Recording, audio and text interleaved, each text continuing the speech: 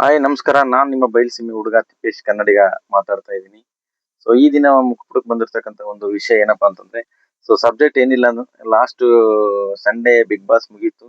Already ಇವತ್ತಿಗೆ big boss ಮುಗಿದು 3 days ಆಯ್ತು. ಗಿಲ್ಲಿ ನಟ ಅವ್ರು ವಿನ್ ಆದ್ರು, ಮೆರವಣಿಗೆ ಆಯ್ತು ಅವ್ರ ಮನೆಯಲ್ಲಿ, ಊರಲ್ಲಿ ತಾಲೂಕಲ್ಲಿ ಅದ್ದೂರಿಯಾಗಿ ಅವ್ರನ್ನ ವೆಲ್ಕಮ್ ಮಾಡಿದ್ರು.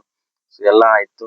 ಎಲ್ಲಾ ಆದ್ಮೇಲೆ ಎಲ್ಲಾ ಇಂಟ್ರೂಸ್ ಕೊಡಕ್ ಸ್ಟಾರ್ಟ್ ಮಾಡಿದ್ದಾರೆ. ಬಿಗ್ ಬಾಸ್ ಇಂದ ಹೊರಗಡೆ ಬಂದಿರತಕ್ಕಂತ 6 ಕಂಟೆಸ್ಟೆಂಟ್ ಏನಿದ್ರು, ಸೊ ಕಾವ್ಯ, ಸೊ ರಘು, ರಕ್ಷಿತಾ, ಸೊ ಹಾಗೆ ಮತ್ತೆ ನಮ್ಮ ಧನುಷ್ ಗೌಡ, ಅದೇ ರೀತಿಯಾಗಿ ನಮ್ಮೆಲ್ಲರ ಸೊ ಅಚ್ಚುಮೆಚ್ಚಿನ ಅಶ್ವಿನಿ ಗೌಡ ಅವರು. ಸೊ ಒಂದು ಗೊತ್ತಾಗ್ತಿಲ್ಲ, ಅಶ್ವಿನಿ ಗೌಡ ಅವರಿಗೆ ಮತ್ತೆ ಈ ರಾಶಿಕಾ ಅವರಿಗೆ, ಸೊ ಬೇರೆ ಅವರಿಬ್ರು ಪರ್ಟಿಕ್ಯುಲರ್ ಆಗಿ ಅವ್ರಿಬ್ರು ಬಗ್ಗೆ ಇವತ್ತು ಮಾತಾಡ್ತಾ ಇದ್ದೀನಿ. ಸೊ ಏನಕ್ಕೆ ಇವರು ಇವ್ರು ಗೆಲುವನ್ನ ಅರಗಿಸ್ಕೊಳಕ್ ಆಗ್ತಿಲ್ಲ, ಗಿಲ್ಲಿ ಗೆಲುವನ್ನ ಅಂತ ನನಗೆ ಗೊತ್ತಾಗ್ತಾ ಇಲ್ಲ. ನೋಡಿ, ಮಳೆ ನಿಂತ್ರು ಹನಿ ನೀರು ಮರದಲ್ಲಿ ಇರ್ತಕ್ಕಂಥ ನೀರ್ ನಿಲ್ಲಿಲ್ಲ ಅನ್ನೋ ತರ. ಸೊ ಮುಗಿದೋಯ್ತು, ಬಿಗ್ ಬಾಸ್ ಮುಗಿದೋಗಿ ಆಲ್ರೆಡಿ. ಸೊ 3 ಡೇಸ್ ಕಂಪ್ಲೀಟ್ ಆಯ್ತು. 3 ಡೇಸ್ ಕಂಪ್ಲೀಟ್ ಆದ್ರೂನು ಅವ್ರು ಇನ್ನೂ ಅವನು ಗೆಲುವನ್ನ ಹೊಟ್ಟೆ ಕಿಚ್ಚು ಪಡ್ತಾನೆ ಇದ್ದಾರೆ. ಸೊ ನಾನಾಗಿದ್ರೆ ನಾನ್ ಗೆಲ್ತಿದ್ದೆ, ನನಗೆ ಅಷ್ಟು ಓಟ್ ಬಂದಿದಾವೆ, ವೋಟಿಂಗ್ ಓಪನ್ ಹಾಕಿಲ್ಲ, ಸೊ ಇದ್ರ ಬಗ್ಗೆ ಹೇಳಿಲ್ಲ, ಸೊ ಯಾರಿಗೆ ಎಷ್ಟು ಓಟ್ ಬಿದ್ದಿದಾವ ಅಂತಂದೇಳಿ ಹೇಳಿಲ್ಲ. ಅಲ್ರಿ ಅಶ್ವಿನಿ ಮೇಡಮ್ ಅವ್ರೆ, ಅಶ್ವಿನಿ ಗೌಡ ಅವ್ರೆ, ಇಡೀ ಕರ್ನಾಟಕದಲ್ಲಿ ಎಲ್ಲಾ ಕಡೆನೂ ಗಿಲ್ಲಿ ಕ್ರೇಜ್ ಇದೆ. ಒಬ್ಬ ಫಿಲ್ಮ್ ಆಕ್ಟರ್ಗೆ, ಒಬ್ಬ ರಾಜಕೀಯ ವ್ಯಕ್ತಿಗಿಂತನೂ ಜಾಸ್ತಿ ಅವನಿಗೆ ಕ್ರೇಜ್ ಇದೆ. ಅಂತದ್ರಲ್ಲಿ ನಿಮ್ಗೆ ಅದ್ರಲ್ಲಿ 50% ಕ್ರೇಜ್ ಇಲ್ಲ ನಿಮ್ ಬಗ್ಗೆ.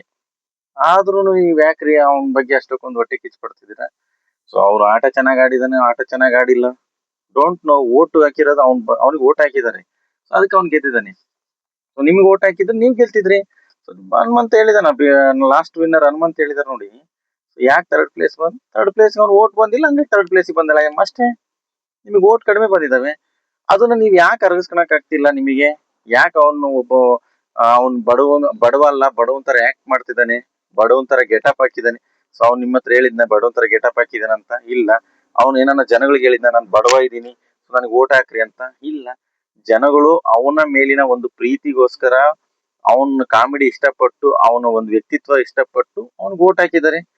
ಸೊ ಯಾಕೆ ಈ ಸಿನಿಮಾ ಮಂದಿಗೆ, ಸೊ ಈ ಒಂದು ಕಿರುತೆರೆ ಮಂದಿಗೆ, ಬೆಳ್ಳಿತೆರೆ ಮಂದಿಗೆ, ಒಬ್ಬ ಸಾಮಾನ್ಯ ಹಳ್ಳಿ ಹುಡುಗ, ಸೊ ರೈತನ ಮಗ ಗೆಲುವನ್ನ ಅರಗಿಸ್ಕೊಳಕ್ ಆಗ್ತಿಲ್ಲ ನೋಡ್ರಿ. ಸೊ ಯಾವುದೇ ಆಗ್ಲಿ ಪ್ರತಿಭೆಗೆ ಬೆಲೆ ಕೊಡಬೇಕು.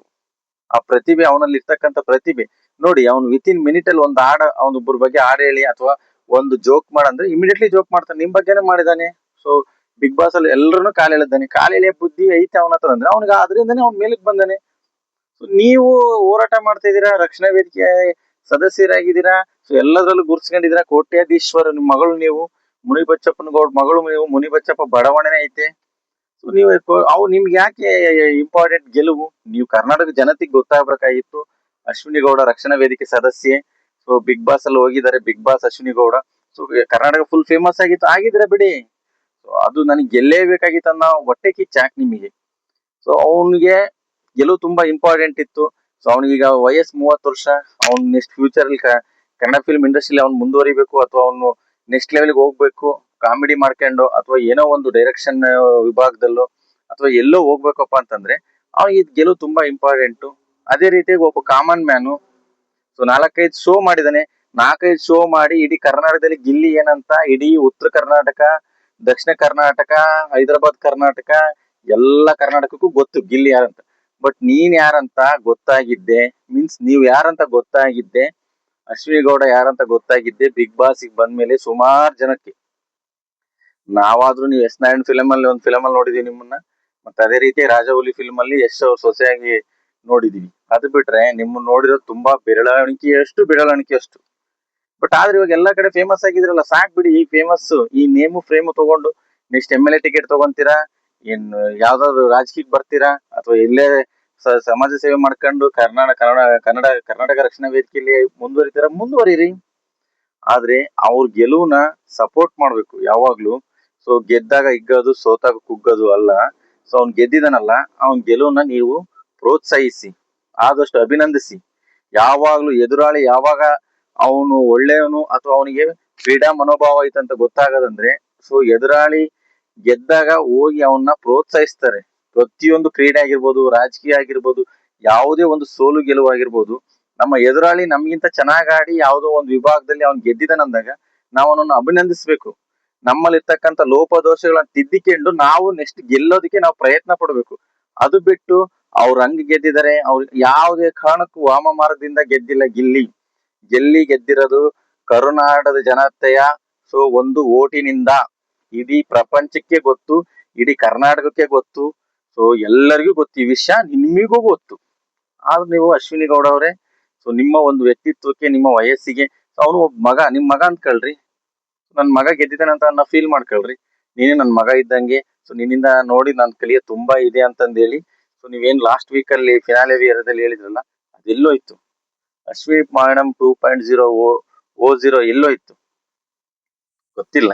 ಅವನು ನಿಮ್ಮನ್ನ ಬೈದಿರೋದಕ್ಕೆ ಅಥವಾ ನಿಮ್ಮನ್ನ ಕಿಚಾಯಿಸಿರೋದಕ್ಕೆ ಅಥವಾ ನಿಮ್ಮನ್ನ ರೇಗಿಸಿರೋದಕ್ಕೆ ಕ್ಷಮೆ ಕೇಳಿದಾನೆ. ಕ್ಷಮಾಪಣೆಗೆ ಬೆಲೆ ಇಲ್ದಂಗಾಯ್ತು. ನೀವ್ ಹೆಂಗೆ ಸ್ಟಾರ್ಟಿಂಗ್ ಹೋದಾಗಿದ್ದ ಅಶ್ವಿನಿ ಗೌಡ ಆಗಿದ್ರು, ಈಗ ಮತ್ತೆ ಅದೇ ತರಾನೇ ರಿಯಾಕ್ಟ್ ಮಾಡ್ತಿದ್ಯಾ ಮೀಡಿಯಂ ಮುಂದೆ. ದಯವಿಟ್ಟು ಬೇಡ ಮೇಡಮ್ ಅವರೇ. ಚೆನ್ನಾಗಿ ಸಪೋರ್ಟ್ ಮಾಡ್ಬೇಕು ಅವರಿಗೆ. ಗೆದ್ದಿದ್ದಾರೆ, ಸಪೋರ್ಟ್ ಮಾಡಿ. ನೀವು ಏನ್ ಗೊತ್ತಾ, ಒಂದು ಉದ್ದೇಶ ಅಲ್ಲಿ ಅಲ್ಲಿ ಗಿಲ್ಲಿ ಮತ್ತೆ ರಕ್ಷಿತಾ ಬಿಟ್ಟು ಬೇರೆ ಯಾರೇ ರಾಶಿಕಾ, ಧನುಷ್, ಕಾವ್ಯ ಅಥವಾ ಬೇರೆ ಯಾರಾದ್ರೂ ಇದ್ದಿದ್ರು ನಿಮ್ಗೆ ಇಷ್ಟೊಂದು ಹೊಟ್ಟೆ ಕಿಚ್ಚು ಬರ್ತಿರ್ಲಿಲ್ಲ. ಅವ್ರಿಬ್ರು ನಿಮ್ಮನ್ನ ಕಾಲೆಳೆದಿದ್ದಾರೆ ಅಥವಾ ಅವ್ರಿಬ್ರಿಂದ ನಿಮ್ಮ ವ್ಯಕ್ತಿತ್ವ ಆಟದಲ್ಲಿ ನಿಮ್ಗೆ ಹಿನ್ನಡೆ ಆಗಿರೋದಕ್ಕೆ ನೀವು ಗಿಲ್ಲಿ ಗೆಲುವನ್ನ ಸಂಭ್ರಮಿಸ್ತಿಲ್ಲ ಅಥವಾ ಅಭಿನಂದಿಸ್ತಿಲ್ಲ. ಇದು ರಿಯಲ್ ಫ್ಯಾಕ್ಟ್. ನನ್ನ ಕನ್ಸರ್ ಏನಂದ್ರೆ, ನೀವು ಒಳ್ಳೆಯವರೇ ಅಥವಾ ಕೆಟ್ಟವ್ರು ಅನ್ನೋದಕ್ಕಿಂತ ಗೆಲುವನ್ನ ಇನ್ನೊಬ್ರು ಗೆಲುವು ನೀವು ಅಭಿನಂದಿಸ್ಬೇಕು. ಅವ್ರಿಗೆ ಆದಷ್ಟು ಕೆಟ್ಟದ್ ಮಾಡದಿದ್ರು ಪರವಾಗಿಲ್ಲ, ಒಳ್ಳೇದ್ ಮಾಡಿದ್ರು ಪರವಾಗಿಲ್ಲ, ಕೆಟ್ಟದ್ ಮಾಡಕ್ ಹೋಗ್ಬಾರ್ದು. ನಮ್ ಕಡೆಯಿಂದ ಜಸ್ಟ್ ನನ್ನ ಸ್ನೇಹಿತರಿಗೆ ಅಥವಾ ನನ್ನ ಒಂದು ಮುಖಪುಟದ ಅಭಿಮಾನಿಗಳಿಗೆ ಈ ಒಂದು ಸಂದೇಶನ ಹಂಚ್ಕೋಬೇಕಾಯ್ತು ಅಂತ ಅನಿಸ್ತು, ಹಾಗಾಗಿ ಹೇಳಿದೆ. ವಿಡಿಯೋ ಇಷ್ಟ ಅಂತಂದ್ರೆ ಲೈಕ್ ಮಾಡಿ, ಸಬ್ಸ್ಕ್ರೈಬ್ ಮಾಡಿ, ಅದೇ ರೀತಿಯಾಗಿ ಶೇರ್ ಮಾಡಿ ಅಂತ ಹೇಳ್ತಾ ನನ್ನ ಒಂದು 2 ಮಾತುಗಳು ಮುಗಿಸ್ತಿದ್ದೀನಿ. ಜೈ ಹಿಂದ್, ಜೈ ಕರ್ನಾಟಕ ಮಾತೆ.